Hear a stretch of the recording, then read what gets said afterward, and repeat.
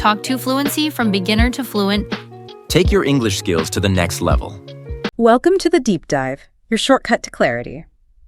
Today we're tackling something huge, the IELTS speaking test. You know, it's this massive gateway for so many people wanting to immigrate to places like Canada, Australia, or maybe get into uni, get certified professionally. The stakes are, well, they're incredibly high. And exactly because they're so high, the internet is just flooded with advice, isn't it? Totally. Some's good, sure, but a lot is confusing or misleading or sometimes just plain wrong. It's really no wonder people get so stressed trying to figure out what actually matters. Exactly right. So yeah, our mission today is simple. Cut through that noise. We've gone through tons of expert advice, official sources, pulled out the real gold nuggets. The aim is that by the end of this deep dive, you can walk into that speaking test or really any oral English exam with a live examiner feeling, confident and clear about what you need to do. So most people probably know the basic setup, right? It's face-to-face, usually about 11 to 14 minutes long, split into 3 parts. But the key thing, maybe the bit people don't fully get, is what exactly is that examiner listening for? That's the absolute core of it. They're not just chatting. They are systematically assessing you against 4 very specific things. Okay. First, there's fluency and coherence. Yeah. Basically, how smoothly you speak and, how logically your ideas hang together. Right. Smooth and logical. Then, lexical resource. That's your vocabulary, the range of words you use, and how accurately you use them. Got it. Third is grammatical range and accuracy. So using different grammatical structures correctly, variety and correctness. Okay. And finally, pronunciation, how clearly you speak, basically. So understanding those 4, that's really your first big step towards a better score. Okay, so that's the framework. But here's where things get tricky, right? The mindset. I mean, you could technically be a Band 7 speaker, but test day nerves hit, and suddenly you're performing like a Band 6. It's like your brain just checks out. Oh, absolutely. That anxiety factor is huge. It really is. So what do the sources say? How do you tackle that stress? Well, one piece of advice that sounds a bit crazy, maybe, is to actually try and enjoy the test. Enjoy it. Really. The idea is if you approach it with that kind of mindset, you naturally relax a bit more. Even something simple like a gentle smile, maybe just an inward one, before you start and during the test. It can genuinely help calm you down and boost your confidence. An inner smile. I like that. It's simple. So how does that play out, especially in that critical first minute or so? Well, the advice is clear. Right at the beginning, like the first minute or 2, keep things super simple. Okay. Don't try to immediately impress with, complex sentences or fancy words. It's like a marathon, not a sprint. You need a moment to warm up, get used to the room, the examiner's voice. Yeah. That inner smile helps with that initial ease. And that idea of keeping it simple, warming up, that ties into just being natural, doesn't it? Exactly. So many people get into this sort of robotic test mode. Right. Instead, try to imagine you're just talking to a friend, maybe a colleague. It helps maintain a more natural conversational flow. Avoid sounding like you're reading a script you memorized. Yeah, definitely. And this leads us to busting some really common myths. There's so much advice floating around suggesting that, being extra polite, overly friendly, making tons of eye contact, using big hand gestures or specific body language will somehow boost your score. Oh, yeah, you see that everywhere. Smile more. Lean in. Hey. So what do the official guys like IDP, British Council actually say about that? They're very, very clear. That's just not true. Examiners are trained to assess only your spoken language based on those 4 criteria we talked about: fluency, vocab, grammar, pronunciation. Okay. Things like eye contact, being polite. Sure, they're basic social skills, good manners, but they are not part of the assessment criteria. Focusing too much on them just distracts you from your actual language. Wow, okay. That's really important to know. So don't waste brain power on performing friendliness. And another mindset point the sources raised: you don't have to agree with everything the examiner says, right? Not at all. You can absolutely express a different viewpoint respectfully. Don't worry about what they personally think of your opinion. They're judging your English, not your beliefs. Right. And, we've all been there. That moment, your mind just goes completely blank. Oh, God, yes. The worst. Instead of just freezing or mumbling, or ooh, the sources suggest using phrases like, oh, I'm so sorry, my mind just went blank for a second, or maybe, I'm not entirely sure, but if I had to guess. Ah, okay. It actually shows flexibility and resourcefulness with language rather than just silence. It buys you a moment. Okay, so let's shift gears a bit from mindset to the actual language you use. What to do, what not to do. The sources say treat it seriously, like a job interview. Respectful demeanor.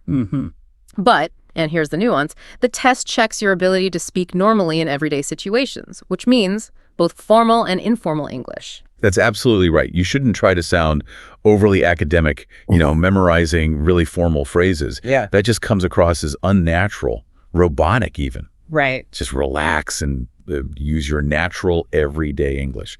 Now, there might be some older advice floating around about avoiding words like kids or things. Yeah, I've heard that. Use children or items. Right. But the official guidance now confirms that normal informal English, including, natural sounding slang or phrasal verbs, that's all part of the communication they expect to hear. The key is using your best English naturally. Don't fake an accent. Don't force slang that isn't really yours. Be authentic. Okay, and on building your answers, here's a neat tip. Don't just give a minimal response. If they ask, where are you from?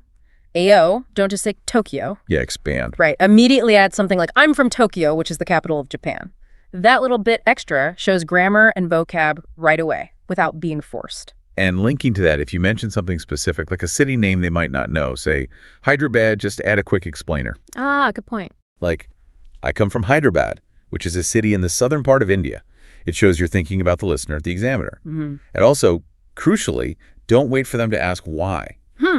That try to extend your answers naturally, give reasons or examples, show you can elaborate. Okay, it makes sense. What about clarity and flow? Obviously important. Hugely. Speak clearly and make sure you're loud enough for the examiner and the recording. Because remember, someone else listens to that recording later. Right. Don't stress too much about your accent during the test. But if you know you have certain pronunciation issues, definitely work on those beforehand. Okay. And interestingly, back to smiling, it actually helps. It can calm nerves, yes, but it also tends to open your mouth more, which physically helps pronunciation and makes your voice sound clearer, maybe friendlier. Practical tip. Also, pace. Don't rush, don't speak painfully slowly. If you're unsure, maybe err on the side of slightly slower than you think, easier to understand. And please, avoid a monotone. Vary your intonation. Stress keywords. Make comparisons clear. It makes it so much more engaging. Using your hands naturally can even help with the rhythm sometimes. Okay, let's talk vocabulary and grammar. Quality over quantity seems to be the message. Definitely. Try to use more descriptive, dynamic words. Instead of just happy, maybe thrilled or delighted. Instead of sad, maybe down or a bit low. Instead of good, maybe outstanding or impressive. It just shows a richer vocabulary. Avoid those really common, overused words if you can. Elevate the language a bit. Exactly. And for grammar, don't just use simple sentences all the time. They're actively looking for range. Right, grammatical range. Yeah, so mix simple and complex structures, show you can handle different tenses, past, present, future, and even those trickier ones like present perfect continuous, like I've been living here for 2 years. Using those naturally is a great sign. And use connectors. Words like to my mind. On top of that, however, although they really help your fluency and coherence. Oh, and adverbs completely, totally, extremely. They add flexibility and make you sound more natural. And synonyms too, right? Instead of always like maybe I'm fond of, I'm keen on, I'm really into. Precisely. Shows flexibility. But there's a very important caveat here. The 100% rule for advanced vocabulary. Okay. During preparation, yes, build your vocabulary. But on test day, play it safe. Only use words where you are 100% confident about the meaning, the usage, the context, and the pronunciation. If you try to force in some big word you half know, you risk mispronouncing it or using it wrong, and that will lower your score. Better to use simpler words correctly than complex words incorrectly. Absolutely. Your existing vocabulary used well is probably enough. And this applies to idioms too. When they talk about idiomatic language and the criteria, it's mostly about sounding natural, using phrasal verbs, maybe some common colloquialisms. It's not about memorizing lists of idioms. Right. Please don't try to shoehorn idioms in unnaturally. Yeah. Saying something like, I am over the moon that you asked me about pens just sounds bizarre. Yeah, okay. Very unnatural. If you're genuinely at a higher level, the right kind of natural idiomatic language will likely just appear in your speech anyway. Don't force it. Got it. Okay, let's drill down into the specific test parts. Part 1, the initial chat about yourself. Yep. Key advice here. Full Detailed answers, not just one word. Use those connectors we mentioned. Use a range of grammar where it fits. Maybe talk about something you've been doing recently using present perfect continuous. Makes sense. Then part 2, the long turn, speaking for 2 minutes. Right. Here, that 1 minute of preparation is absolutely crucial. Use it wisely. Yes, plan a clear structure. Jot down keywords, main idea, supporting points. It's your roadmap. Then, when you start speaking, be direct. Get straight into it. Yep. The person I'm going to describe is, or the place I want to talk about is, no rambling intros. And part 2 is a fantastic chance to show off tense variety. Talk about the past, present, maybe future hopes related to the topic. You can even use that technique of switching to present tense sometimes when telling a past story to make it more vivid. Oh, nice technique. And have a few flexible phrases ready like, I'd like to kick off by telling you. Or connection words like, first of all, then also. Anyway, finally, they help structure it. Okay. And now, another myth bust for part 2, the bullet points on the card. Ah, yes, the bullet points. Huge myth here. You are not required to talk about every single bullet point. Really? Everyone says you have to cover them all. Nope. Official advice says they're just aids, suggestions to help you. You also don't have to spend equal time on each. The main goal is to speak fluently and coherently about the main topic on the card for the full 2 minutes. Talk about the aspects you feel most comfortable with. Wow. That takes so much pressure off. It really does. Don't get bogged down trying to force an answer for a point you find difficult. Just keep talking relevantly about the main theme. Okay, good to know. Moving to part 3, the more abstract discussion. What if you get stuck or don't understand? Perfectly okay to ask for clarification politely. Sorry, could you repeat the question? Or could you explain what you mean by that? Much better than silence or, You can also use thinking phrases like, that's an interesting question, or, let me think about that for a moment. Buys you time. Good fillers. And generating ideas. Part 3 can be tough if you don't know the topic. Yeah, thinking on your feet is a skill. Practicing with mock tests against the clock helps build that. For actual content, do some reading beforehand on common IELTS themes, environment, education, technology, society.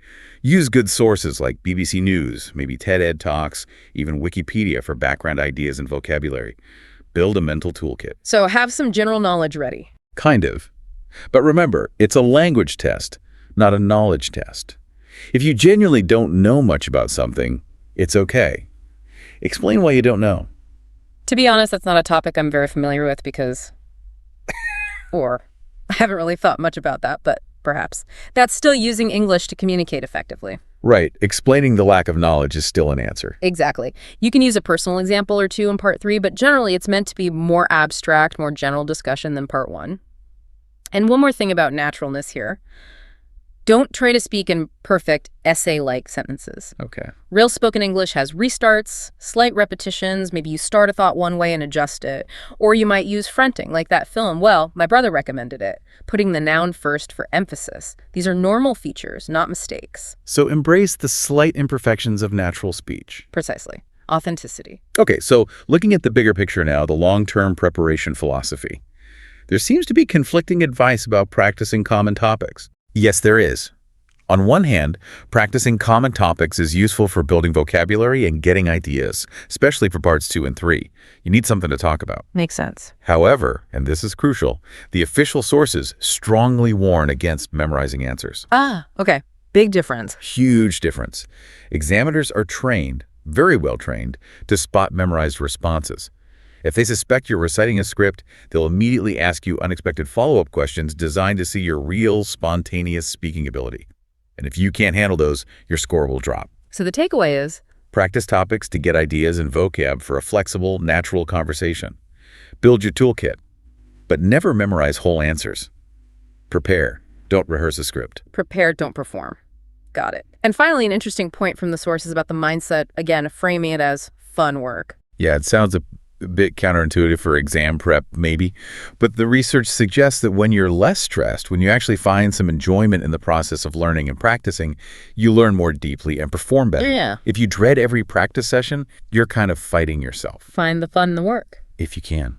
Ultimately, though, there's no magic trick, no secret formula for a high score. It really comes down to consistent effort, patience, persistence, building those core skills, grammar, vocab, pronunciation, fluency, day by day, week by week. Focus on strengthening those foundations, and then on test day, trust your preparation, try to relax, get into the flow, and let your natural language, your creativity come through. And there we have it. So success in the IELTS speaking test, or really any important conversation, isn't about some secret trick. It's about understanding what's actually being assessed. Right. Avoiding those common myths and pitfalls we talked about, and crucially, trusting yourself to communicate naturally and authentically. Absolutely. So maybe a final thought for everyone listening. As you prepare for your next big conversation, whether it's IELTS, a job interview, even just meeting someone new, maybe ask yourself, how much am I focusing on the performance, on trying to be perfect? And how much am I focusing on just making a genuine, natural connection, letting my real voice, my real English shine through? Talk to Fluency from beginner to fluent. Take your English skills to the next level.